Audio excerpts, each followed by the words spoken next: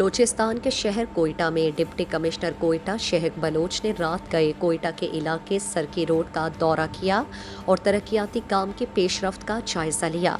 دورے کے دوران ڈپٹی پروجیکٹ ڈائریکٹر عابد مطیع اللہ اور اسپیشل مجسٹریٹ مسعود بگٹی ان کے ہمراہ تھے۔ ڈی سی کوئٹہ نے سڑک کی تعمیر کے کام میں سست رفتاری پر برہمی کا اظہار کرتے ہوئے خبردار کیا کہ اس غفلت کے ذمہ داروں کو بخشا نہیں جائے گا۔ ڈی سی شہق بلوچ نے انہیں متنبہ کیا کہ وہ ہر ہفتے ایسے اچانک دورے کریں گے اور کام کی رفتار اور پیش رفت کو چیک کریں گے۔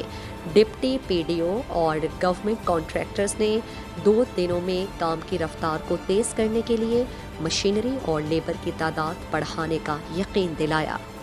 مزید دلچسپ معلومات اور خبروں سے آگاہ ہونے کے لیے Gedrosia point Facebook page, Instagram, Twitter کو فالو اور یوٹیوب چینل کو سبسکرائب کریں۔